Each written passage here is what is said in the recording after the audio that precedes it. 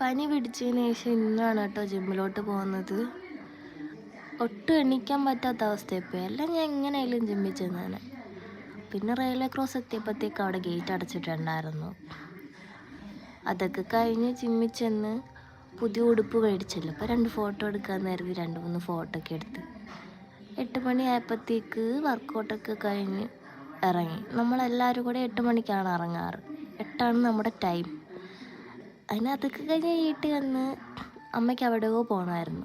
അപ്പം ഞാൻ പറഞ്ഞു ഇന്ന് കറിയൊക്കെ ഞാൻ വെക്കാമെന്ന്. കേട്ടപ്പോഴേ എല്ലാവർക്കും ഭയങ്കര സന്തോഷമാണ്. ബിക്കോസ് ഞാൻ വീട്ടിൽ പണിയൊന്നും എടുക്കത്തില്ല കേട്ടോ. തിന്നുക ഉറങ്ങുക ഇത് തന്നെ പണി. അങ്ങനെ വഴുതനങ്ങയൊക്കെ എടുത്ത് വഴുതനങ്ങ ഫ്രൈ ഉണ്ടാക്കാമെന്ന് കരുതി. അതൊക്കെ കട്ട് ചെയ്ത് വെച്ച് പിന്നെ പപ്പടം കാച്ചണമായിരുന്നു. പപ്പടം കാച്ചുന്ന പട്ടിഷാണ് ഈ കാണുന്നത്.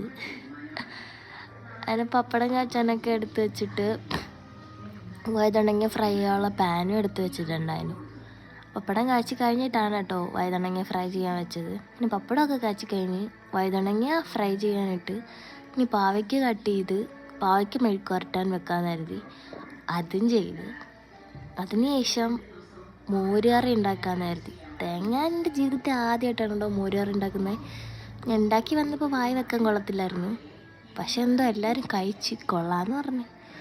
ഫസ്റ്റ് ട്രൈ ആണ്. പിന്നെ ഫുൾ ടൈം ഉറക്കമായിരുന്നു. അതൊക്കെ കഴിഞ്ഞ് എണീച്ച് പഴമൊക്കെ കഴിച്ച് വീണ്ടും കിടന്നുറങ്ങി.